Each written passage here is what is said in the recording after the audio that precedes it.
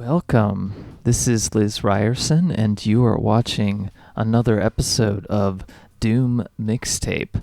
So this is a map called Vengeance Upon Them by BlueJuice, an author that I have never seen do anything else. Cannot find any info about them at all. This is part of the Joy of Mapping 6 set, which I also contributed to and also did a video about, what's his name's map?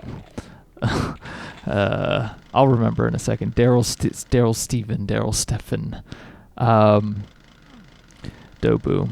But yes, this is later on in the set. So the original, I've already explained this a little bit, but the original idea of Joy of Mapping was to make a map in a set number of days. So it's kind of like a game jam, map jam type thing, except instead of a few hours, it's a few days. So, and with emphasis on getting newbies and people who hadn't finished a map before to release maps. So that's why you have several people who never put out really anything else like me design things for Joy of Mapping. So there hasn't been one since this one, which is kind of sad. But yeah, this one is just each episode is based off the theme of the original episode of Doom.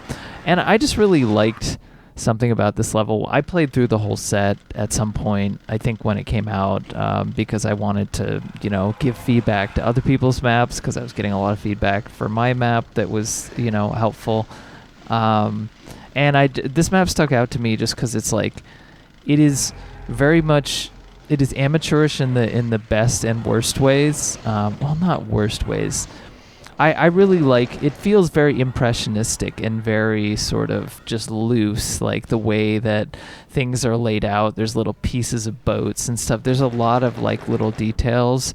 The way that different areas like flow into each other is very like loose and impressionistic. It's kind of hard to tell where things are going.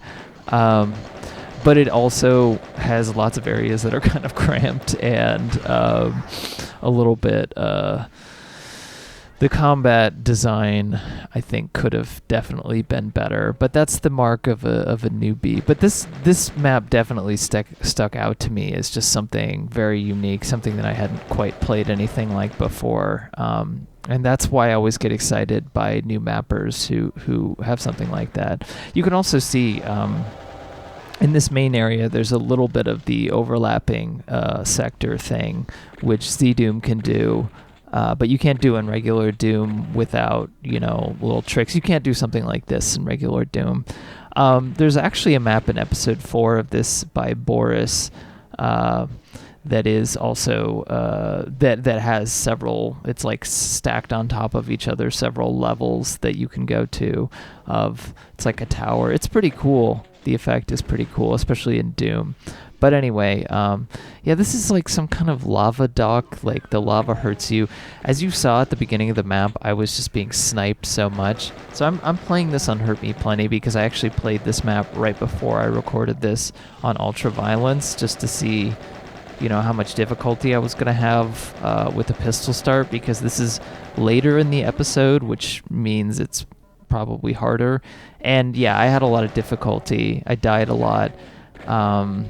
I think it's just the cramped hallways. And this is one of those maps that's designed in a very, like, I guess you could say Sandy Petersen style, in that it's one of those things where if you don't go the right way, you're kind of fucked. Like, you really need to kind of go the right way through this map in order to pick up the necessary ammunition. Like if you're pistol starting, especially, at least.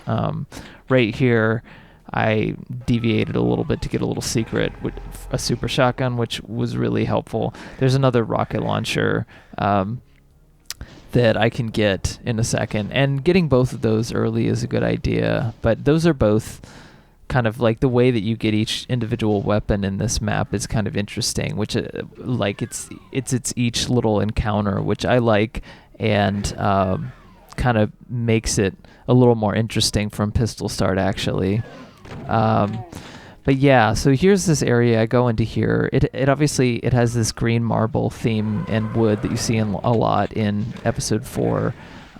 This is one of those really tricky things where, like, it's giving me a rocket launcher and I'm in a really small space and it's really easy to blow myself up and I can't really panic fire, so I just have to circle strafe and, hope I don't get hit by these Hell Knights. I think there's like an arch vial or two on Ultraviolence. I found this map definitely a lot more reasonable on Hurt Me Plenty. I guess my pro tip that I've mentioned before, but to anybody who's playing especially modern Doom levels, not necessarily the original, because I think the original is, balanced pretty well. But if you're playing any modern Doom maps and you're not having fun or you feel like there's too many enemies, just bump the difficulty down. Don't feel like you have to play on Ultraviolence. There's this whole community, I feel like people are pressured to play on higher difficulties, especially Ultraviolence, to get the intended experience. But so many user-made Doom mods, they just put way too many monsters in. They don't, or they're not balanced right or whatever. And this one was thankfully a lot better on Hurt Me Plenty. So I like this area. It's kind of like the geometry is just so loose and formless. It's kind of interesting. But there's these like lanterns. It's like an underground cavern area, and there are several different ways to enter it, and there's like different stacked layers. I really like that. Yeah, and the way that you enter, this was obviously a bug that did not get fixed, because this is the other problem with having so much geometry and so much detail on your level, is the likelihood that a player will get stuck somewhere is very high. So that's like one thing that you have to account for, is like the more details that you have on everything, the more it's possible to get stuck on something. It's a little unwieldy to think about. And in the process of, this only being made by someone who's presumably fairly new to mapping, I have never seen any of their other maps. And also over 3 days means that those mistakes are definitely going to happen. But yeah, I love the whole underground cavern mood of this. So this leads to kind of like a mazy, toxic area where you pick up, I think, 2 of the keys, or at least one of I think you pick up the yellow key there. So you have to revisit it twice, and if you don't know that, it's not good. Yeah, you can, especially if you're pistol starting, it can be really rough to handle it. You can see that teleporter goes to this part of the underground. So this is one thing where there's a bunch of different things that go different places. I'm not going to say it's non-linear, because it isn't really non-linear, but it kind of is.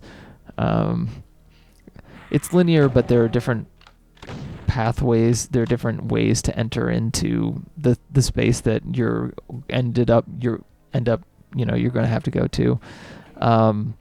So yeah, all of this is toxic, which I don't know about, like, especially the opening area. I feel like where I was scrambling to not get shot by spider arachnotrons, like, I really don't know why it was made damaging, especially because the only radiation suit was kind of hidden, and I had to go into a secret to get it. So again, one of those things you have to go the right way. So I knew to go here, because if I fell down there into that central area, which by the way totally does remind me of, I think it's episode 4, map 7 in Doom. There's like a central area. So yeah, it makes me think of that, except way harder. But yeah, if I fell down there, I couldn't do anything, and I'd be mobbed by revenants too. And there's also like chain gunners and imps in the walls there ready to snipe me. So it's not a good place to be. Yeah, when I was playing this on Ultraviolence, I definitely had to save scum a lot, and that's not particularly fun. So I guess I didn't notice it, because when I was playing through the entire set, obviously I had weapons and ammunition at this point. But especially like when you only have a rocket launcher, and the only way to handle these heavier tier guys is like with a rocket launcher in like where you don't have much space to avoid them, and the likelihood that you're going to blow yourself up is high. It sucks. Like right there, for example. Yeah, I don't have tons of super shotgun ammo, so I don't really want to waste it on this like meat wall guy, but I can't shoot a rocket launcher here. So yeah, definitely a complaint for this map I have is that it's just the spaces aren't bigger. I'm not like a huge fan of this moat area. It's an interesting idea, but I'm a fan of pretty much everything else in this level. Just because it's too cramped. So there is a light visibility thing, which is kind of interesting on GZ Doom. You know, normally on regular Z Doom or original Doom, it just it just makes everything full bright basically. But here it makes the enemies look kind of weird and radioactive, so you can see them. It's like kind of like a night vision, but it also makes it kind of harder to fight them in a weird way too. Yeah, so when I came back through here, these guys spawned in, so I was ready for them. But I heard that's one of those things where audio cues always helps. Like when I went into that room with the cacodemons, which I'm about to kill myself in over and over and over again, because it's just a straight line into that room, and I don't want to get hit because I have low health. But trying to shoot them from the corner is hard because I have a rocket launcher and I'm probably just going to blow myself up. So that's one of the many struggles that I had with this level. But yeah, I just love all the detailing on this level. Obviously, that previous room, there was like an altar. There's just so much like little details on this. It's pretty impressive for a short period of time. But it is one of those things where the details help give it a distinct style, but also I would have preferred like a more interesting area with the central moat and everything that I had to revisit it, that I'm going to have to revisit in a second, that I just got the yellow key from. So it is what it is. But I don't know, there was this Robert Yang who writes about level design a lot and has done some Quake maps, some Quake modding and Half-Life modding and stuff, but also has made several games and is like a game design professor. Several games that I've done music for, by the way. But he had this whole chart that I honestly kind of disagreed with a little bit about. It was called like a level design chart. It got shared around a lot on Twitter, but it was basically like, here's like if somebody is inexperienced at level design, you ask them to draw up like a multiplayer map or something. What are they going to draw up? And here's an idea. Like, so beginner was just like scattered pieces like everywhere, and then intermediate was like a semi-coherent layout, but it was kind of boring. And advanced and expert were, advanced was a little bit more interesting, but kind of still a little bit boring. And expert is like, has all the things with flow and all that kind of stuff, is very elegant, but also is kind of doing something interesting. So the idea is that you start off as a beginner.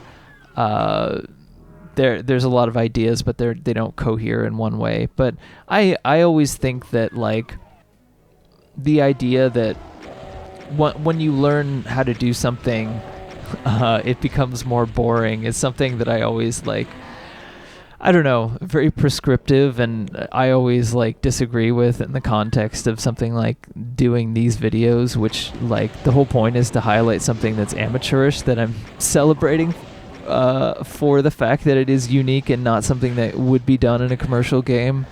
And like, so if we're talking about you're designing for a AAA game, I sort of get it. But in the context of a community, like if you're going to play a bunch of things, like there are a lot of people who are like, oh, I've mastered the art of level design, who I just find it boring because I don't feel like they have anything to say. Like the levels are elegant, and like this level definitely could use a lot of room for improvement on the combat, but like just about everything else, maybe except for this area, I really like. And that's not something you can really teach, You can't really teach somebody to have an interesting perspective and just like an interesting take on how to implement things. That's something that somebody just has, And or they pick up just through their own artistic explorations. And it's something that you kind of you have to have some sort of degree of intention to it. And it's also, I feel like it's more brave to make levels that are, or just make things in general that are standing out in some way, even when they're not inherently like professional or whatever. But yeah, the whole point of like following an amateur community like this is like, so I get to see the design ideas of people that would not normally have the means or the willingness to do any kind of game design outside of that.